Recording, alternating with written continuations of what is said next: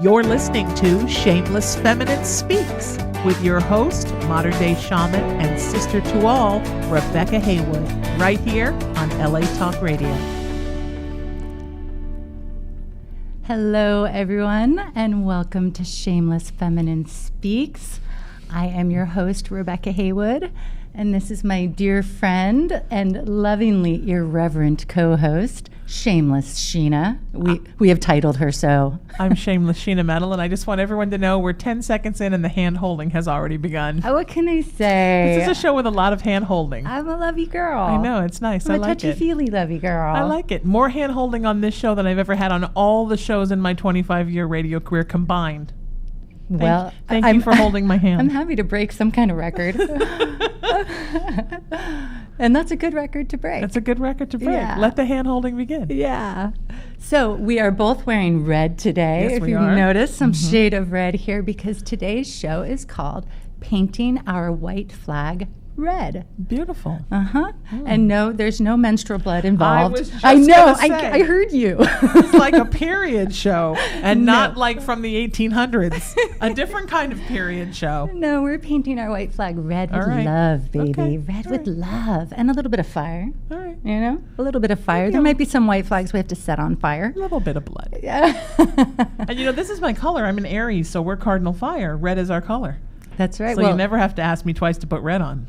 Well, you know, and I wear it so infrequently, but Yeah, why is that? I'm feeling good in this red. Okay, I think you should. I almost wore red lipstick, but, you know, I nixed that because I had no idea how much work red lipstick was. Oh yeah, it's a lot. Yeah, I tried it the other night. It was like, not pretty by the end of the night. Yeah, it kind of goes against your whole "I'm a sister for all" sort of. What? I reputation. can't have bright red lips and be a sister for all? You can, but I just think your whole like I'm a shaman and a sister for all just kind of says sexy pink, I think. Oh, well, we'll have to bust that myth. That's another show. Next week's topic: red lipstick is for everyone. Except if you're me, because I just am too much of a tomboy to not be smearing it everywhere. Yeah. So painting our white flag red, that's the topic today. And really what we're talking about is surrender. And we're continuing our conversation that we began last week in the show that we titled Sorry, Not Sorry. And if you missed last week, we were talking about all the ways in which we apologize, in which the world asks us to apologize for ourselves. As women. As women, yeah. And even as men, right? We all get this. We all get this on occasion. But women, wow. Yeah. You know, I wrote a post about it on my Instagram and, you know, really visiting that, like how much women are branded. And let's be honest, far more so than men. Yeah. Right? And let's be even more honest that more often than not, the one holding the iron is our sister, right? And why is that? Yeah. You know, well, what we spoke about last week in those sorry, not sorries, when, you know, you apologize and it really goes against yourself, or you're being asked to apologize for something that really, you know, is essentially a superpower. We kind of boiled it down to all those superpowers. And that all those ways in which we're asked to apologize for ourselves, I call them the tutus, you know, not to you, but tutus. All the too muches, right? The too beautiful, the too sexy, the too capable, the too intelligent, the too feminine, the too masculine, right? And for every tutu, there's an equal and opposite not enough, right? And that not enough, we really hit that heart of it, that broken heart of our sorry, not sorry.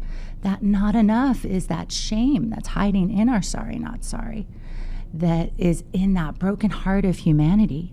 You know, that moment that we went against ourselves way back when and believed that we were anything other than love, anything other than divine perfection, right? And so as long as you're operating from a not enough, guess what? You're also going to be very susceptible and vulnerable to the tutus, right? You're going to take those in because it's that not enough that casts the judgment, and it's that not enough that accepts her scarlet letter, right? And if you're operating from that not enough, then guess what? You're also going to be casting the tutus. Yeah. Right? You're not just the one being judged and accepting those judgments.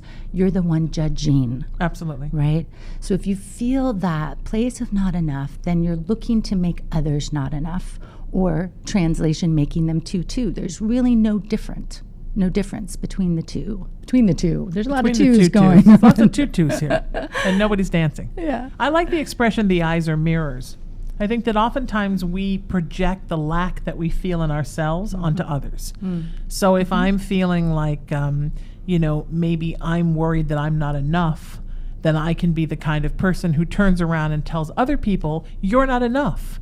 And the truth is, it's just that I think I'm not enough. And so sometimes when people are attacking you in that way, you have to remember, is this really something somebody thinks about me? Or is this a reflection of what somebody thinks about themselves? And you have to learn to differentiate that. That's how we survive a bully mentality. Yeah, I call it living in the mirror room. Which is something that I actually did physically with one of my shamanic teachers, Don Miguel Ruiz. He actually had a physical mirror room, which was like 360-degree mirrors in this teeny tiny little capsule of mirrors. And it was quite the experience to sit in there physically. And really what I did was I walked through life in that way, where life was my mirror room. So that everything that I thought or felt was a reflection of me. And, it's the ultimate in really taking responsibility for your creation. And at some point you have to say enough is enough. Absolutely. Yeah, absolutely. At some point you say, well, you know what, sometimes the world just judges me and it's not because I judged them. Sure, yeah, yeah. And to not take to heart when the world judges you, to say, you know what, this is someone, it's one of the 4 agreements, speaking of Don Miguel Ruiz, right? What other people think of me is none of my business. I mean, at some point you have to separate yourself and who you believe you are from what other people have told you that they think you are. Because ultimately what matters is how you feel about you.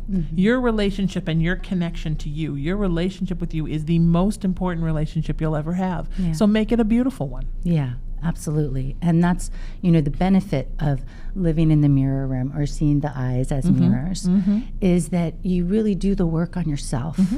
Because like I said, until you really heal that broken heart and that wound of unworthiness, of not enough, then you're always going to be susceptible to other people's not enough, right? If you don't judge yourself, then nobody can judge you, right? They can judge you, right? They can cast the judgment, but it's not going to stick to you. Those arrows of poison won't go in. So, it's absolute medicine to live in that mirror room, to do your work, to really hold your own broken heart, which is what today is all about. Yes, it's about the surrender, but we're going to revisit the acronym that I delivered last week of the sorry, okay? And bring the medicine to each one of those words, okay, in the sorry, all right? And, first I want to, before we dive into that, I really want to just introduce surrender in a different way, okay? Because you're going to see it as an aspect of the medicine for our sorry, not sorry. And each word that as we break it down, as we walk it through, there's an aspect of surrender. And what I want to speak to about surrender is, it's absolutely a feminine superpower, okay? We women, we have been well practiced at surrender for a long time, since the beginning of time, right? And you could say we're far too practiced at surrender. And why I say that is because we have translated surrender into a way of going against ourselves. Okay, we have translated surrender into a place of smallness, right? And a place of unworthiness, of getting quiet, of not using our voice, right? We hold up our white flag in hopes of keeping the peace, right?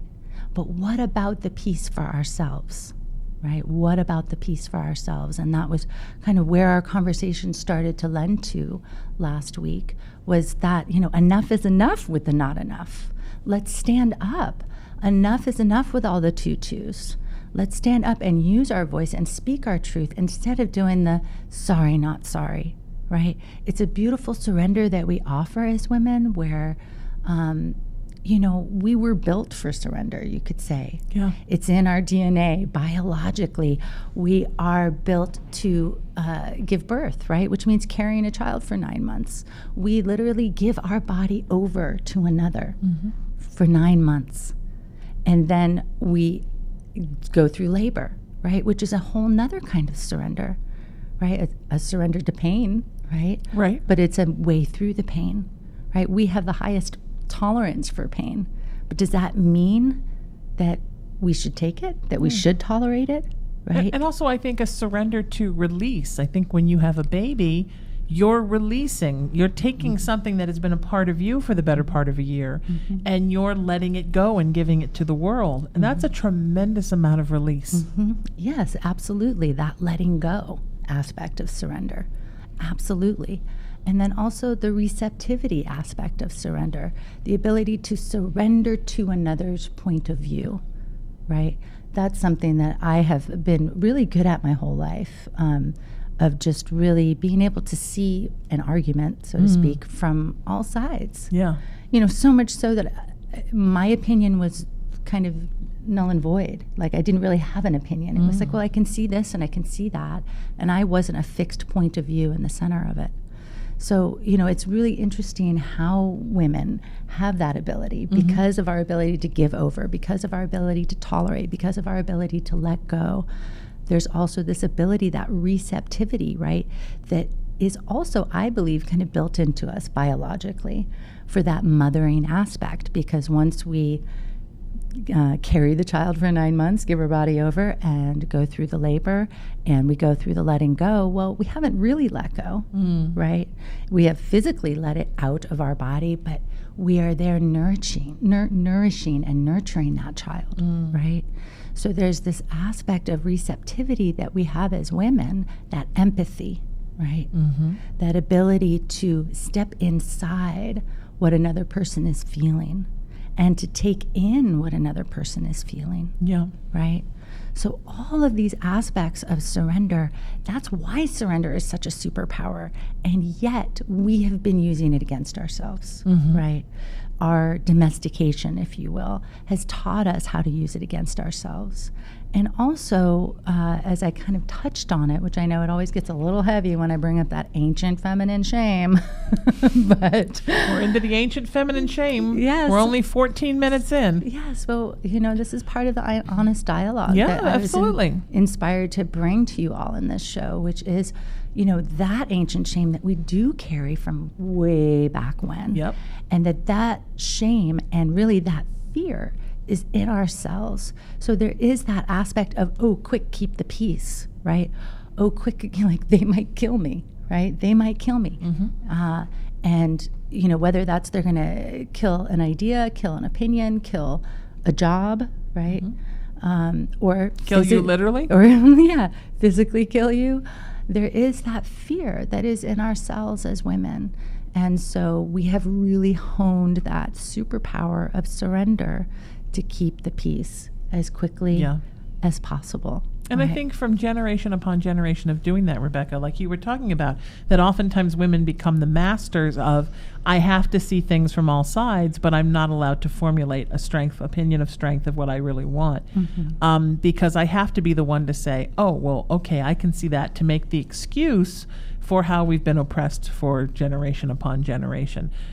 Two things I think have come out of that are not terrific. One is that I think women oftentimes don't understand that, yes, you do have to, it is good to be able to see all sides, but also to know exactly what you want. So you're seeing the 180 to 360 view of all the possibilities, yet you're keeping steadfast how you really feel and what your opinion is. The other dangerous slippery slope, I think, is that after all those generations of oppression, women go too far the other way. And they become completely uncompromising because they feel like compromising in any way or seeing anybody else's viewpoint, sometimes especially another woman's viewpoint, is then surrendering to the oppressor. So they dig in their heels, literally and figuratively, and refuse to see another point.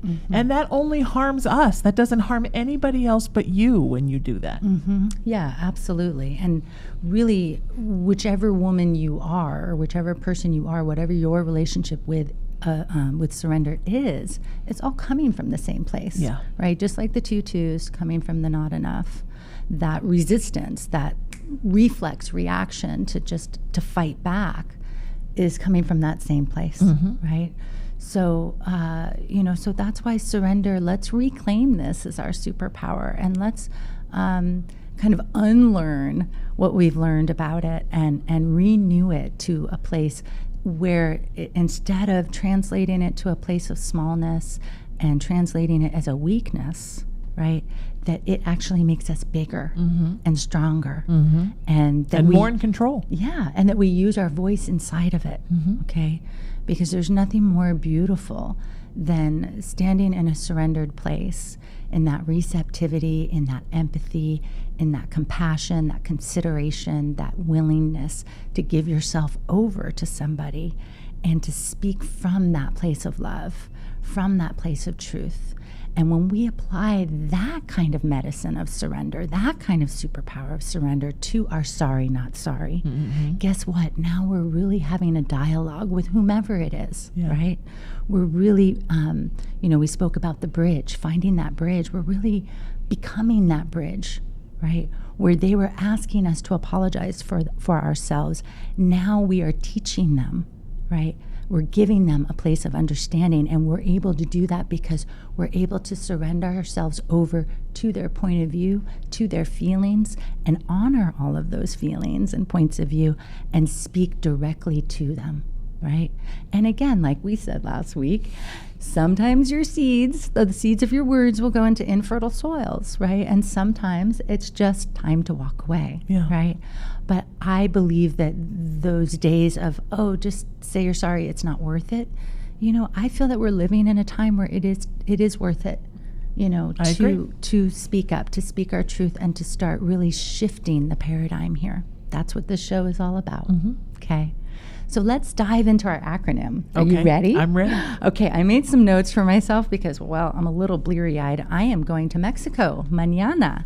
Oh, you're in Mexico tomorrow? Uh-huh. Oh, wow. Yeah. So I'm almost unpacking, but yeah, it's always really exciting. Congratulations on going to Mexico. Next week, I'm going to be here holding down the fort, and you're going to be calling in from Mexico. Yeah, next week, broadcasting from Mexico. Nice. Yeah. I don't think we can do it live from Mexico, though. We'll talk about it. We're going to figure it out, but I think it's just going to be the floating head of Rebecca on the screen and my voice in Mexico. So anyway, so the acronym that I worked up for you all last week came with 5 questions, okay? So we broke it down to the S in sorry as the shame. And the question with that was, what is the underlying shame? Okay, what is the underlying shame? Okay, now underlying is the key word there, because even, we might be speaking words out loud, but what are those words really pointing to? Where are they coming from, right?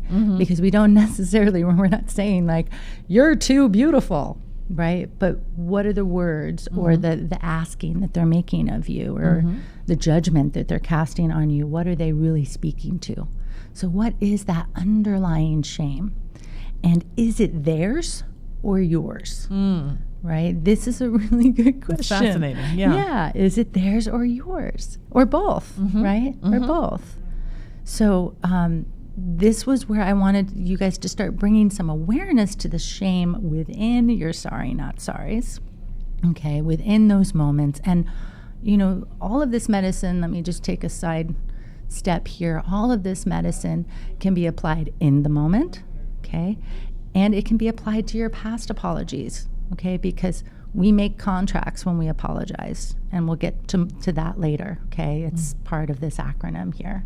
But we make agreements when we're apologizing. So it's really important to revisit your past apologies, especially those in your intimate relationships, because you may have unknowingly signed a contract that is truly going against yourself at a very deep level, and thus going against that relationship, okay? So the shame, what is the underlying shame? Is it theirs or yours, okay? Now, what we're going to do with that, okay, we're going to take that into the very simplest transformation of medicine, from the shame to, of course, the shameless, right?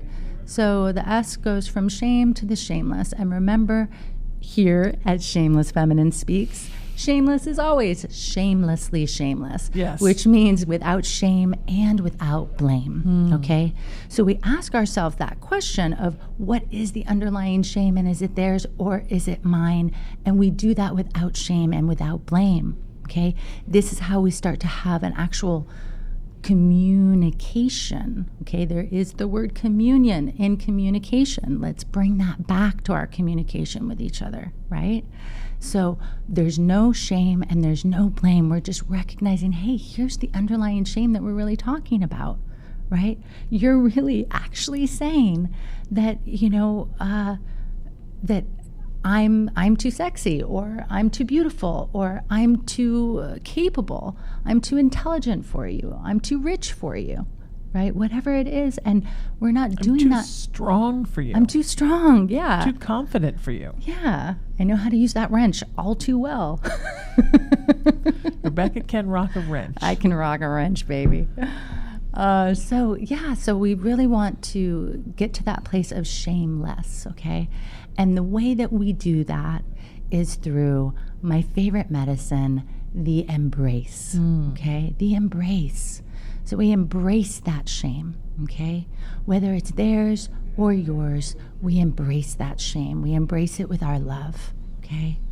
So let's just use the example that it's your shame, okay? If you can sit in that place of love with it, much like a mother to a child, right? So let's say the shame is the child, right? And you just want to hold that child with all of your love until that child, guess what? Stops crying, right? It's really pretty effortless. I know in the world of self-help, we have all kinds of steps and ways to get clear of our emotional pain. Yep.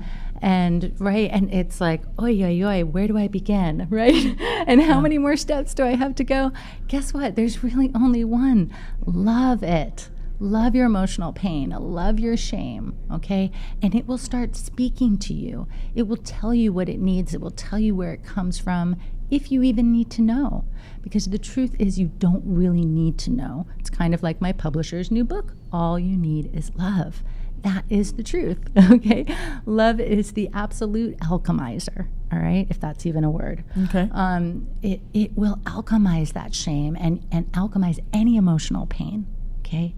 So just hold that shame in that absolute embrace of unconditional love.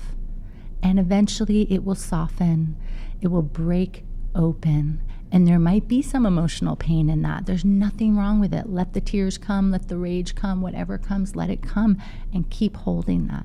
Keep holding it in that embrace, okay? I tell you, try it. It is absolute magic, okay? And eventually, like I said, that shame will surrender all the way over to the love, okay? And you may get some really good information in the meantime, okay? Yeah.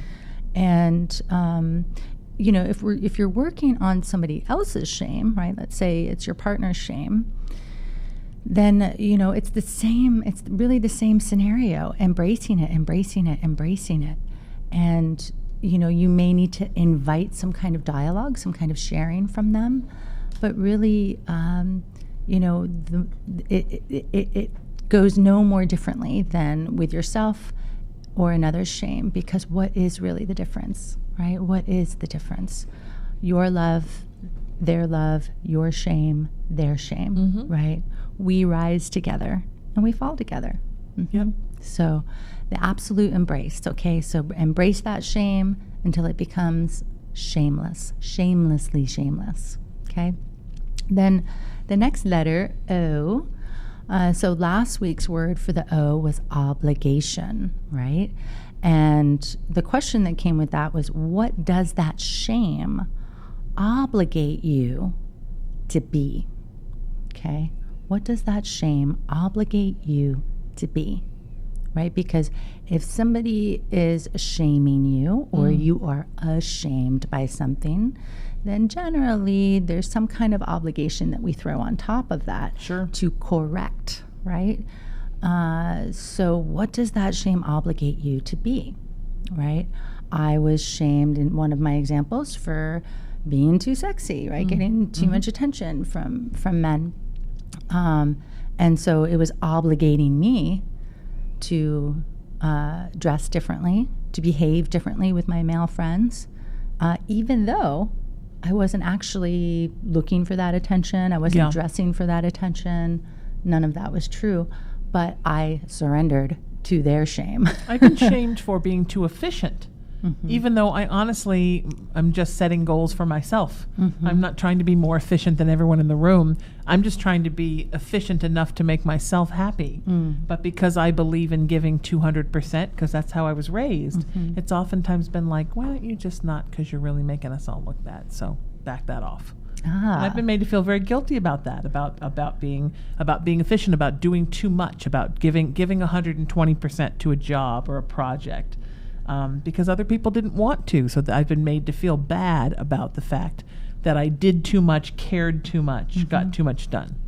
So that shame obligated you not necessarily to be less efficient, but to feel guilty. Yes, to feel guilty every time I give too much. Yeah, every time that I'm doing too much, to feel guilty about it. Like, oh. And you know what? Oftentimes, it is the end of a situation, a partnership, a relationship. I have seen in all aspects of my life things end because of my ability to be efficient and to give a lot and to have a lot handled.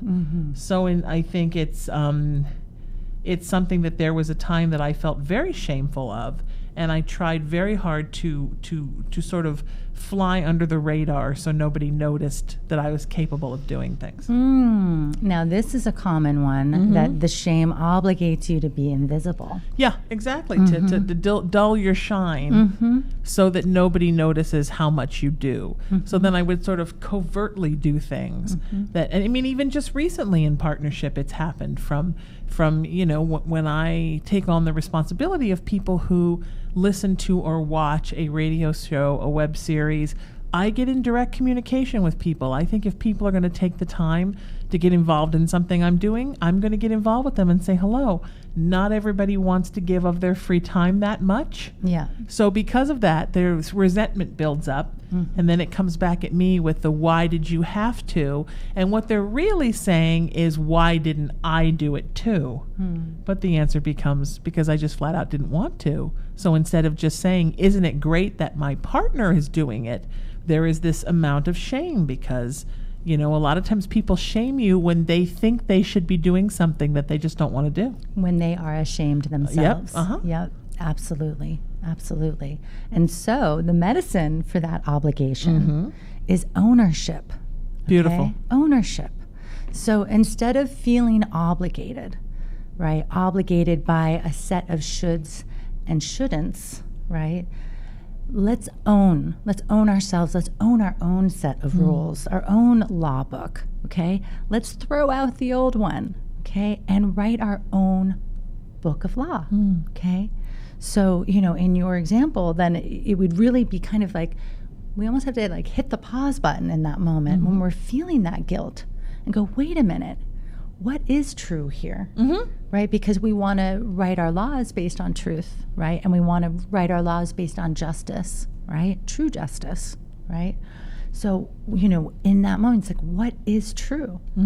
And you can recognize, you can walk it back to what is the underlying shame, and is it theirs or mine? And it's like, okay, well, it starts with them, and then I accept it, and that turns into the obligation to feel guilty every time I'm efficient, right?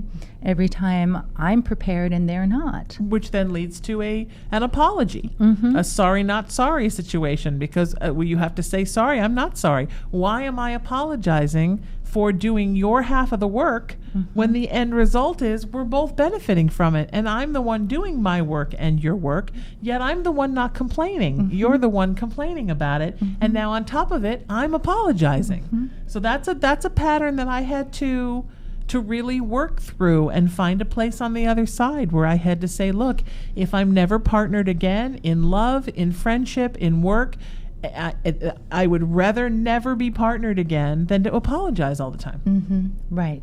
Well, and so that translates. Like basically, you rewrote the script. I did. Right. That's another way of saying this. It's a work in progress. Rewriting your book of law, rewriting the script. Yep. Right. Because here's this script, this pattern that was replaying itself again and again and again for shameless Sheena.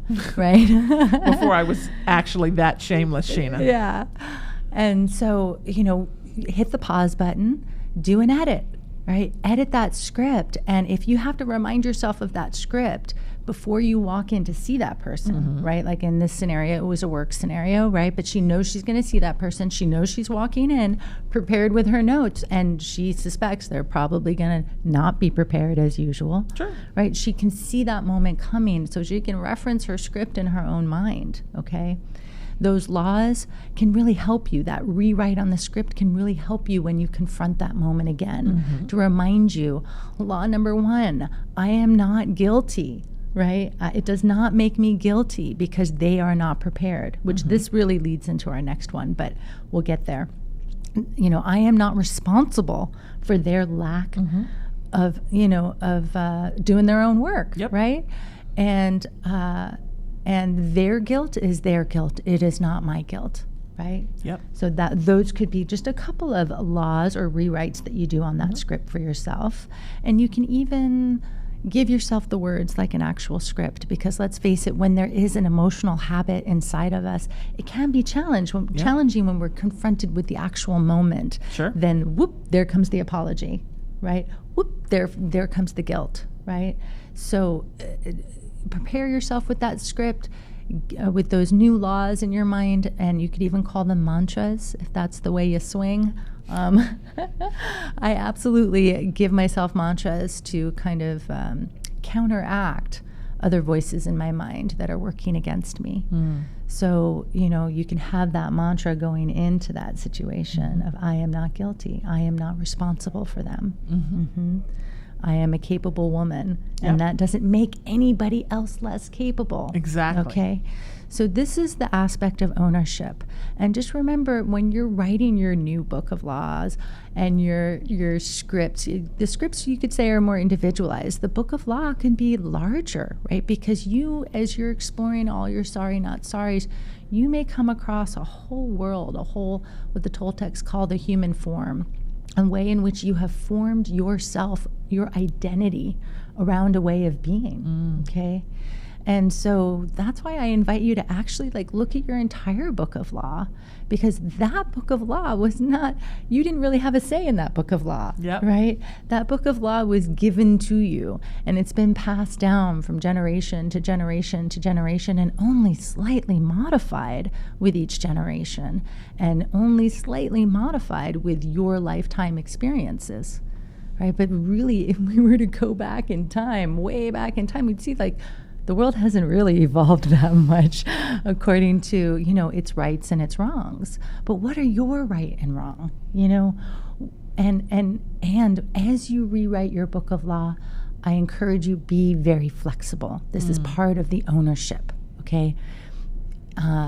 Obligation doesn't belong to you, right? It's based on the shoulds and shouldn'ts of society or of another, right?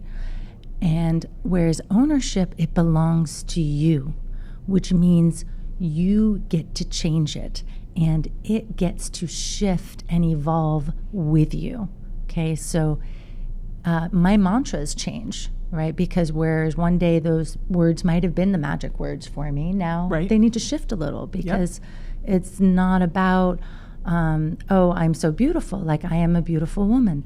It's not that I need to know that anymore, right? Maybe it's just I need to know that I'm a loving woman, or that my beauty is not skin deep, right? Yep. So let those mantras, those laws be flexible and evolve with you. Reevaluate them, okay?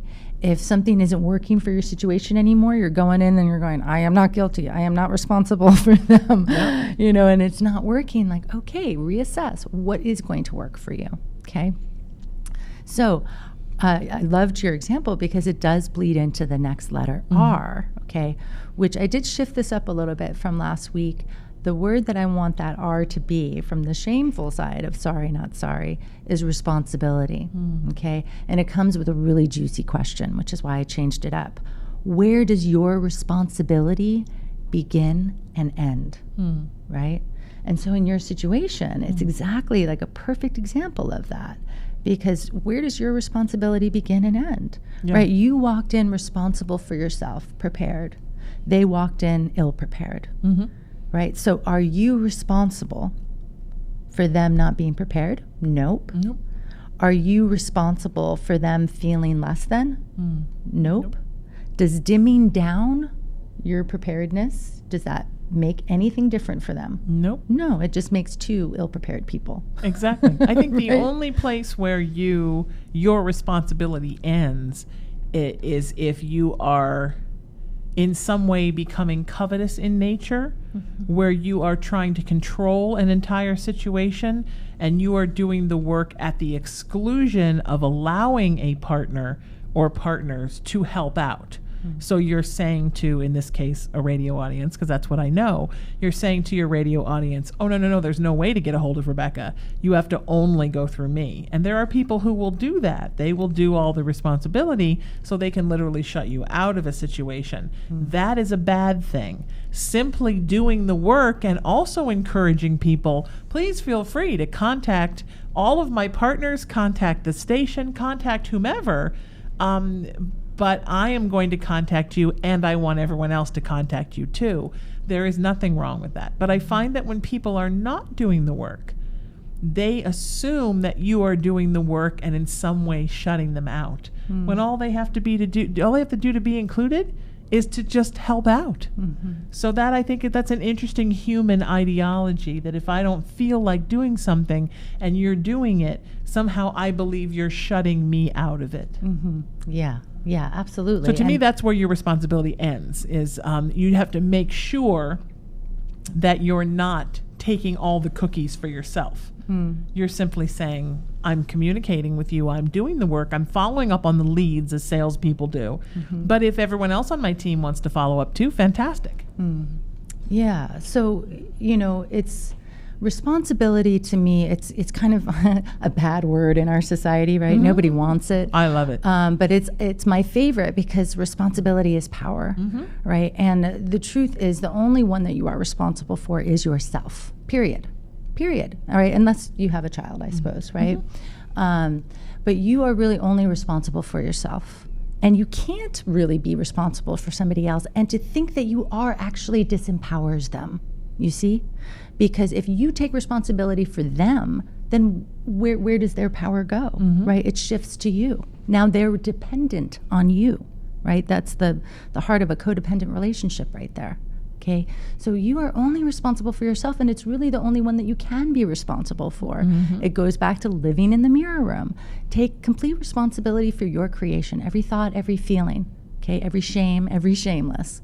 Take responsibility for it, own it, okay, embrace it, okay? And this word responsibility, even though I think it's a great word just as it is, on the shame side, it's a great word to recognize that question, where does my responsibility begin and end? It begins and it ends with you, okay? But let's bring another word that maybe is a little more palatable, okay? Reverence. Reverence. I like that word. I'm going to get close to the mic for that. Reverence. Reverence, respect, right? So in this regard of how it becomes that medicine for, because a lot of times it can be a little hard for people to just go, oh, I'm only responsible for me. I'm not responsible for them. Well, I'm throwing you a bone here in the reverence, because you can revere them. You can revere their reality. You can have respect for their reality. You can even, dip a toe into their reality. For in your example, it might be, okay, well, I'm going to, next week before we get together, I'm going to reach out and just let them know what I'm working on, and hey, would you like to come over for dinner and we can review this together? I'm going to throw a little something at them because I revere, I respect that, even though I'm not responsible for them, even though it's not my shame, it's theirs, even though it's their shoulds and shouldn'ts, their book of law over there that they are using against themselves and trying to use against me, I'm going to act with reverence and try to be that bridge to bring them into this other way of being. Okay. So that's how that medicine shifts from responsibility to reverence, okay? But at the heart of that is just always remember, never lose sight of you, okay? Your responsibility begins and ends with you, period, okay? Now, the next R, repentance, okay? That's what the word was last week, repentance. And what I shared in that aspect of repentance was the question, what are you agreeing to never do again? Okay. And I might even add to that question, what are you secretly agreeing to never do again? Because we don't always say these agreements out loud, right? With the example of that man that was threatened by my sexy, that, you know, I made this agreement secretly, even to myself, until down the road. And it was like, oh, wow, look at what I've been doing. And that's when that started. Like, that's when I created that agreement. And I had secretly made the agreement to basically disengage with all of my male friends, because this man, his shame was a lot larger than just us walking down the street together and men checking me out, right? It was more than just that. So I had secretly made this agreement, and also I had secretly agreed to kind of dim down my sexy. That was a little less secret. There was a little bit of reverence there, but, you know, but you still dimmed it. Making a compromise, but I still dimmed it. And that wasn't a huge loss to me. It wasn't a big deal. And yet, at the heart of it, because the repentance was made so quickly, it was that knee-jerk reaction of, you know, the feminine superpower of surrender turned wrong, you know, turned against myself. And it was that knee-jerk reaction of like, oh my goodness, I'm so sorry. Like, I'll button it up, you know. I'll button it up. I won't. Button it up, Rebecca. Yeah. Never. I think you should never dim your shine for anyone ever.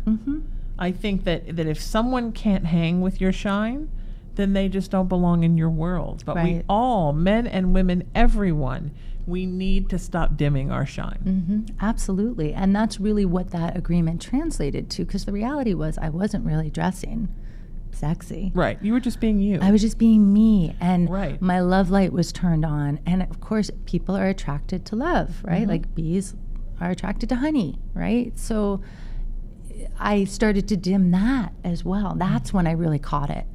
And so the medicine is revocation. We want to revoke those agreements. We want to break those contracts. Right? But that means you have to like recognize what contracts you have made, whether it be with a partner, a business associate, with yourself, right? Because it's not just shame coming from the outside, it's shame from the inside that you've made your own apologies to the world that isn't even looking. Right? It doesn't care. Yeah. Universe doesn't want you to dim your shine ever. That's a human concept. People want you to do that, that not spirit. No, not spirit. Never. You're supposed to have you were given a big giant shine to use it. That's why you were given that gift from the universe. So go out and use that. And don't listen to what people tell you when they say, don't be so sexy. Don't be so efficient. Don't be so smart. Don't let people see that you're good at something. That's just ridiculous. That's how humans, we're not evolving. We're holding each other back to the point where we're hindering our own evolution by making people dim their shine. Yeah. Absolutely. Absolutely. And remember that you aren't responsible for them, but you can revere, you can have that respect. And so you can be that bridge. But let's break these contracts that we've made that go against ourselves. You know, we can find a middle ground with a person that isn't a compromise of dimming ourselves down. Right? Don't dim yourself down in your contracts, but you can certainly say, okay, like I recognize that you are uncomfortable when men pay attention to me. And so I'm going to at least have an agreement with myself that I'm going to reach over every time. You know what I mean? And get a little closer to you. I'm going to put my arm around yours. I'm going to smack a kiss on your cheek. You know, that I'm going to give that man that little bit of extra attention just so that he has that reminder, right? And in those kinds of intimate relationships, I'm also going to continue to have the dialogue with him, because it's really important, again, that we don't just surrender in complacency, all right? Surrender is not complacency. Right. Let us not bow down to the shame. Let us embrace it and elevate it, okay? So the final letter of our why I can't believe how quickly these shows go. I know. Is yield, right? And the question that came with yield was, to whom are you yielding? And what is the gain or loss, right?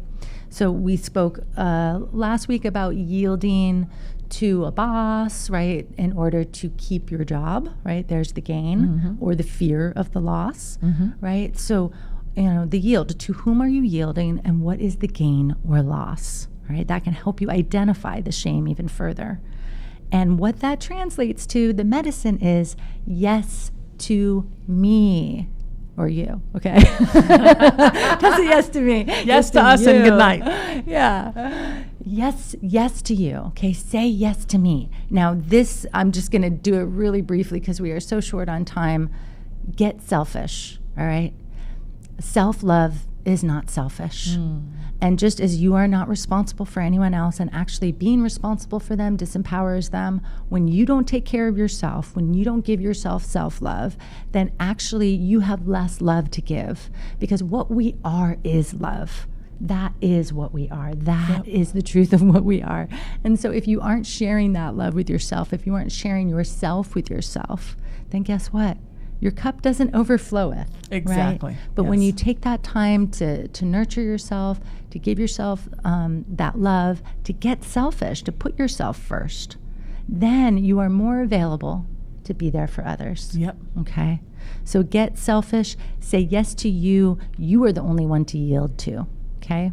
So, wow, I can't believe how quickly that show went. Yeah, how about that? We still have more to talk about with surrender. Well, oh my that's what gosh. next week is for. I know. I guess we're just going to keep going with these shows because there's just so much to share with you all, so much medicine to share. But I'm glad we were able to get to what we got to today. And stay tuned on Instagram. I'll keep posting, even though I'm in Mexico. You'll get to hear a little bit about Mexico, but I'll also share the medicinal acronym to the Sorry Not Sorry. Beautiful. All right.